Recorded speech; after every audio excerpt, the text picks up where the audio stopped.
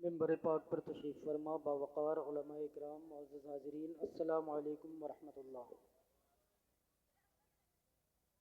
नहमदुहु व नुसल्ली अला रसूलिहिल करीम, अम्मा बादु फ़अऊज़ु बिल्लाहि मिनश शैतानिर रजीम, बिस्मिल्लाहिर रहमानिर रहीम। लक़द कान लकुम फ़ी रसूलिल्लाहि उस्वतुन हसना, सदक़ल्लाहु मौलानाल अज़ीम। क़ालल्लाहु तबारक व तआला फ़ी शानि उम्मति हबीबिहिल करीम, इन्नल्लाहा व मलाइकतहु युसल्लूना अलन नबी या अय्युहल्लज़ीना आमनू सल्लू अलैहि व सल्लिमू तस्लीमा। अल्लाहुम्मा सल्लि अला सय्यिदिना व शफ़ीना व नबिय्यिना व मौलाना मुहम्मद बारिक व सल्लिम सल्लु अलैहि सलातन व सलामन अलैका या रसूलल्लाह सल्लल्लाहु तआला अलैहि वसल्लम। गौसे आज़म बमने बेसरो सामा मददे क़िबले दी मददे काबे ईमा मददे बगिरदाबे बला उस्ताद कश्ती मदद कुन या मुईनुद्दीन चिश्ती कादरियम नारे या गौसे आज़म मी जन्म दमज़ह शेख अहमद रज़ा खां क़ुत्ब आलम मी जन्म। मुबारकबाद के लायक है तमाम हज़रात। इशा के बाद से लेकर अब तक बड़ी मोहब्बत के साथ आज के इस जलसे में तशरीफ़ फरमा हैं जो आली जनाब मुहिब्ब ग्रामी वक़ार इज़्ज़त मआब हज़रत क़िबला अल्लामा क़ारी अनवर साहब ने और उनके साथियों ने मिलकर के मुनाक़िद किया। अल्लाह रब्बुल इज़्ज़त की बारगाह में दुआ है कि मौला तबारका व तआला इस इजलास को अपनी बारगाह में शर्फ़ क़बूलियत अता फ़रमाए और दोनों जहान में इसका बेहतर अजर अता फ़रमाए।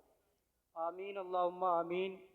चूँकि वक्त बहुत मुख्तसर है, हर दिल अज़ीज़ ख़तीब आलमी शोहरत याफ्ता ख़तीब हिंदुस्तान हज़रत अल्लामा व मौलाना मुफ्ती मोहम्मद इमरान हनफ़ी मुरादाबादी आपकी निगाहों के हिसार में हैं और आप चाहते हैं कि वो बहुत जल्द आपको अपने मलफ़ूज़ात से नवाजें, तो इंशाअल्लाह मैं ज़्यादा देर आप दोनों के दरमियान हाइल नहीं रहूँगा। चूँकि मेरा ताल्लुक़ भी मुरादाबाद से है, आया हूँ, हज़रत ने खड़ा किया, हुक्म हुआ, तो मैं इस थोड़े से वक्त में किसी पार्टिकुलर मौजू पर, किसी ख़ास मौजू पर गुफ्तगू ना करते हुए, जो आजकल इस वक्त में पिछले 2-3 दिन से बहुत ज़्यादा माहौल गर्म है, महिला सशक्तिकरण के हवाले से थोड़ी देर आपसे गुफ्तगू करना चाहता हूँ। महिलाओं के मान और सम्मान और मर्यादा, महिलाओं की इज़्ज़त अफजाई सबसे ज़्यादा मुस्तफ़ा करीम सल्लल्लाहु ताला अलैहि वसल्लम ने फरमाई। इस दुनिया में जो ज़िल्लत और रुसवाई के समंदर में इन समाजों ने महिलाओं को धकेल दिया था, औरतों को रुसवा किया जा रहा था, ज़माने में कोई नहीं था उस वक्त बोलने वाला। मिसाल मैं आपको देता चलूँ, मुस्तफ़ा करीम सल्लल्लाहु अलैहि वसल्लम की बारगाह में एक सहाबी हाजिर हुए, नाम है हज़रत सअद रज़ियल्लाहु ताला अन्हु। अर्ज़ करते या रसूल अल्लाह सल्लल्लाहु अलैहि वसल्लम, मैंने जो नेकियां ईमान लाने से पहले की हैं, क्या अल्लाह रब्बुल इज़्ज़त उसका भी कोई अजर अता फरमाएगा? प्यारे आका सल्लल्लाहु अलैहि वसल्लम इरशाद फरमाते हैं, बताएं वो कौन सी नेकियां हैं? अर्ज़ करते हैं या रसूल अल्लाह, आपकी तवज्जो है, सुन लेंगे थोड़ी देर इस तरह, ज़रा बोले सुभान अल्लाह।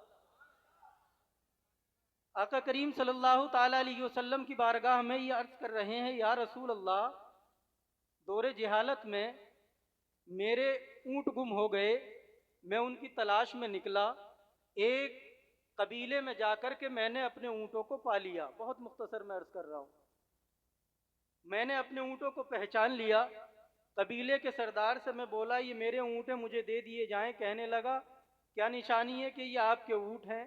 मैंने अपने कबीले की मोहर अपने ऊँटों पर उसको दिखा दी, अब वो ऊँट मुझको देने लगा। इतने में एक खातून निकल कर के आई, उसकी आवाज़ आती है कि घर के अंदर बच्चे की पैदाइश हुई है। उस कबीले के सरदार ने, जो उम्र दराज था, मैं आपको औरतों का मकाम क्या था उस वक्त में, जब औरतों के लिए कोई आवाज़ नहीं उठाता था, ऐसे वक्त में, ऐसे माहौल की क्या स्थिति बनी हुई थी। कहने लगा या रसूल अल्लाह सल्लल्लाहु ताला अलैहि वसल्लम, वो खातून निकल कर के आई, उन्होंने सरदार से कहा कि बच्चे ने जन्म लिया है। तो उस सरदार ने कहा जाकर के देखो बेटा है या बेटी। वो अंदर गई, इतने में मैंने उससे पूछा कि ये बताओ अगर बेटा हुआ तब क्या करोगे और बेटी हुई तब क्या करोगे। गौर से सुनने वाली बात है। कहने लगा कि अगर बेटा हुआ तो इज्जत के साथ, मोहब्बत के साथ, प्यार के साथ उसको परवान चढ़ाया जाएगा, परवरिश की जाएगी, उसको पाला जाएगा, अच्छी तरबियत की जाएगी। कहा अगर बेटी हुई तब क्या करेगा। कहने लगा अगर बेटी हुई तो मेरी मर्जी, मैं उसको जिंदा दरगोर कर दूंगा। वजह क्या है, क्यों दरगोर किया जा रहा है, किस लिए दफनाया जाएगा। इसलिए दफनाया जाएगा अगर बेटी हुई तो उस वक्त का माहौल ये था कि औरत को निहायत ही जिल्लत भरी नजरों से देखा जाता था, उनको अपने ऐश और अपनी ख्वाहिशात का सामान समझा जाता था। जरा सी भी इज्जत औरत के लिए मर्दों के दिलों में नहीं थी। मैं नहीं चाहता कि जमाने में मेरी रुसवाई हो। कहा तू ऐसा ना करना। कहा मेरी औलाद, मेरी संतान है, जो मर्जी मैं करूं, तुम कौन होते हो इनकार करने वाले। कहा मैं इनकार नहीं करता, बेशक तेरा खून होगा, तेरी औलाद होगी, तेरी संतान होगी, लेकिन इंसानियत भी कोई चीज है, तेरे अंदर दिल भी है और उस दिल के अंदर धड़कन भी होगी। और हर धड़कने वाला दिल कभी नहीं चाहता कि उसके जिगर का टुकड़ा उसके दिल से दूर हो जाए। कौन होगा वो इंसान, उसके अंदर धड़कने वाला दिल नहीं, पत्थर होगा, वो इंसान नहीं, बल्कि इंसानियत उसके अंदर से दम तोड़ चुकी होगी। हैवानियत और वहीनियत का गहवारा वो बन चुका है। वो ऐसा शख्स किसी का नहीं हो सकता जिसके दिल में इंसानियत का दर्द ना हो। कहने लगा बेटी होगी जिंदा दरगोर कर दूंगा। हजरत सआद रज़ी अल्लाह ताला कहते हैं कि इतने में वो दोबारा आ गई खातून। उसने कहा बेटी है, तो कहा कि जिंदा दफना दो। या रसूल अल्लाह मैं तड़प गया, बेचैन हो गया, बेकरार हो गया। वही तड़पता है, वही इंसानियत के लिए वही दिल धड़कता है और उसी के अंदर तड़प पैदा होती है जिसके अंदर इंसानियत की रूह बाकी होती है। कहने लगा या रसूल अल्लाह, मैंने उसको बोला कि मुझे दे दे, इसको दफना मत बल्कि मुझे दे दे। कहा या रसूल अल्लाह, जैसे ही मैंने उससे इतना कहा, कहने लगा मेरा खून मैं तुझको क्यों दूं, मैं इसके साथ चाहे जो करूं तुझको नहीं दूंगा। तो या रसूल अल्लाह, मैंने उसको एक लालच दिया और वो लालच ये था कि अगर बदले में तू मुझसे माल लेना चाहता है तो माल ले ले, लेकिन अपना ये बच्चा मुझे दे दे। तो उसने एक पेशकश रख दी, कहा अपने ये ऊंट मुझे दे, बदले में मेरी इस बच्ची को ले जा। या रसूल अल्लाह, मैंने अपने ऊंट उसको दिए, बच्ची को लिया, अपने कबीले में आ गया, अपने घर आ गया और फिर मैं तलाश करने लगा किन किन कबीलों में बच्चियों को जिंदा दरगोर किया जाता है। मैं जाता, माल देता, बच्चों को ले आता। इस तरह से गालिबन 360 बच्चियों की जिंदगियों को मैंने बचाया। मैं आपसे यह अर्ज करना चाहता हूँ, ए फर्रुखाबाद के गयूर मुसलमानों, मजहब इस्लाम वो मजहब है जो नारी को सम्मान देता है, जो महिलाओं को इज्जत देता है, जो औरतों को वकार देता है, जिसने औरत को इज्जत और वकार के साथ जीने का सबक सिखाया है वो कोई और नहीं बल्कि हमारे नबी मुस्तफ़ा जाने रहमत सल्लल्लाहु ताला अलैहि वसल्लम है। जब इस बच्ची को जिंदा दफनाया जा रहा था, जिस औरत को बेवा औरत को बाजारों में गंजा करके और गर्दन में चप्पलों का हार डाल करके यही समाज फहराता था पूरे मुआशरे के अंदर, पूरी सोसाइटी के अंदर, तमाम महल्लों में। तो ऐसे माहौल में, ऐसे वक्त में जब दुनिया के किसी सूरमा की कोई आवाज नहीं उठती थी, किसी बादशाह की कोई आवाज नहीं उठती थी, किसी पॉलिटिशियन की कोई आवाज नहीं उठती थी, किसी नेता, राजनेता, अभिनेता की कोई आवाज नहीं उठती थी, तो उस वक्त मुलक्के महबूब, दाने ग़यूब, मुस्तफ़ा जान रहमत, शम्मे बज़्मे हिदायत, कौनैन के दूल्हा मुस्तफ़ा जान रहमत सल्लल्लाहु ताला अलैहि वसल्लम ने उम्मुल मोमिनीन सैयदा खदीजतुल कुबरा रदियल्लाहु ताला अन्हा से 25-40 साल की भरी जवानी में निकाह फरमा करके जमाने को पैगाम दिया था कि लोगों, बीवियां अगर बेवा हो जाए तो वो नहूसत की वजह नहीं, बल्कि उनसे तुम निकाह कर लो तो वो तुम्हारे लिए रहमतों का सामान है।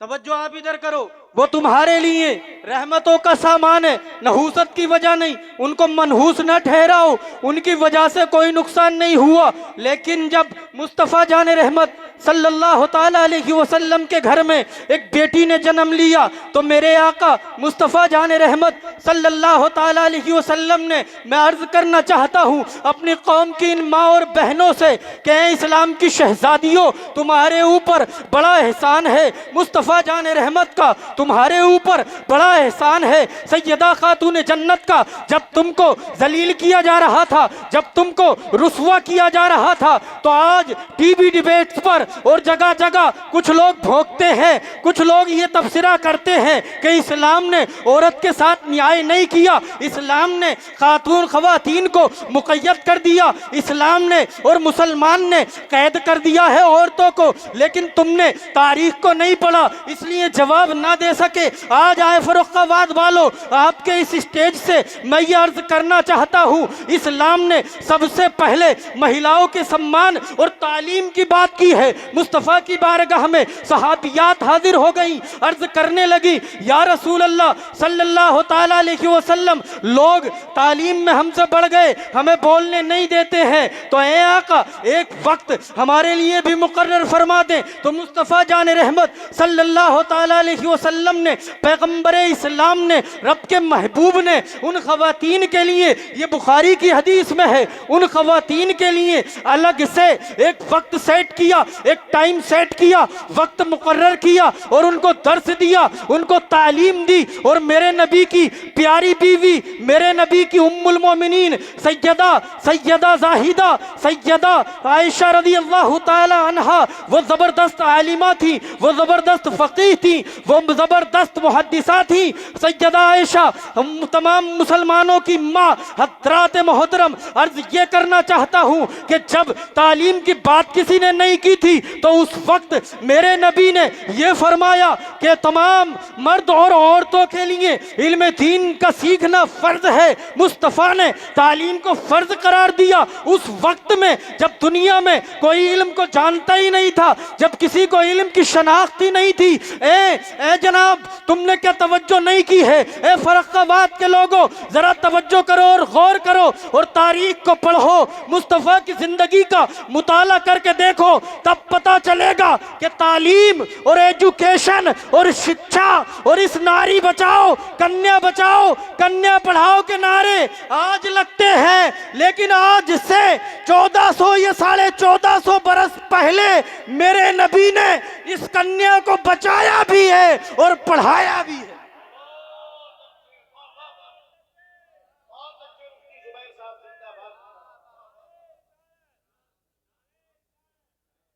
वक्त बहुत हो गया, सोच रहा था कि इस पर और तवील गुफ्तगू करूं, लेकिन सिर्फ इतना कह करके अपनी बात को ख़त्म करता हूं कि फर्रुखाबाद के गयूर मुसलमानों, तुम नबी की सीरत को पढ़ो, नबी की ज़िंदगी का मुताला करो, मेरे नबी की सीरत को पढ़ करके अमल करना शुरू कर दो। तुम क्या करते हो? तुम ये करते हो, तुम अपना वक्त पान की दुकानों पर बर्बाद कर देते हो, तुम अपना वक्त सोशल साइट्स पर फेसबुक, यूट्यूब और व्हाट्सएप पर तबाह कर रहे हो, तुमने अपनी जिंदगियों को खेल कूद के मैदानों में तबाह कर दिया। तुमने नहीं जाना कि हमारे भारत का संविधान क्या है, तुमने नहीं जाना कि हम जिस मुल्क में रहते हैं उस मुल्क में हमारे क्या हुकूक हैं, तुमने जानने की कोशिश नहीं की कि मुस्तफ़ा करीम जो हमारे दिलों का चैन, हमारी आंखों की ठंडक, हमारे दिल का सुकून और इत्मीनान है, उन्होंने जिंदगी को गुजारने का क्या तरीका और सलीका हमें दिया है, तुमने गौर व फिक्र करने की कोशिश नहीं की तो दुनिया ने तुम्हें जलील और रसवा कर दिया। आज भी तुम मुस्तफ़ा के सच्चे गुलाम होकर के अपने दिल को अपने नबी की बारगाह में झुका दो, अपने दिल को मुस्तफ़ा के नाम कर दो, अपनी गर्दन में मुस्तफ़ा की गुलामी का पट्टा डाल लो और अपने पेशानियों को अल्लाह के हुजूर झुका दो। तो कसम बखुदा दावे के साथ आज इस स्टेज से मैं कह सकता हूं कि यकीनन संविधान के धज्जियां उड़ाने वाले और संविधान पर के साथ में खिलवाड़ करने वाले और संविधान के आर्टिकल्स को नोच करके लोगों की जिंदगियों को से और लोगों की भावनाओं को आहत करके खुशियां मनाने वाले सत्ता के नशे में चकनाचूरों से तुम सीना सपर होके कह दोगे तुमने संविधान के आर्टिकल 21, आर्टिकल 25, आर्टिकल 14 और आर्टिकल 19 का खुला उल्लंघन किया है। तुमने संविधान के खिलाफ जो कृत्य किया है, यकीनन हुकूमत में और सत्ता की बुनियाद पर तुमको माफ कर दिया जाए, लेकिन अल्लाह तुम्हें कभी माफ नहीं करे, है नहीं? तो ये सारी चीजें आती हैं तालीम से। इल्म हासिल करो, अल्लाह की बारगाह में अपनी पेशानियों को झुका दो। वक्त चूंकि बहुत कम है, ये शेर कह कर के बात को खत्म करता हूँ। कोई गुल बाकी रहेगा ना चमन रह जाएगा, पर रसूलुल्लाह का दीने हसन रह जाएगा। और डॉक्टर इकबाल ने कहा कि मोहम्मद से वफा तूने तो हम तेरे हैं, ये जहाँ चीज़ है क्या लौहो कलम तेरे हैं। दौरान गुफ्तगू जो भी अगलात हुई अल्लाह हुजूर के सदक़े माफ़ फरमाए। अस्तग़फिरुल्लाह रब्बी मिन कुल्लि ज़ंबि व अतूबु इलैह। कलमा शरीफ पढ़ लें, ला इलाहा इल्लल्लाह मुहम्मदुर रसूलुल्लाह सल्लल्लाहु अलैहि वसल्लम।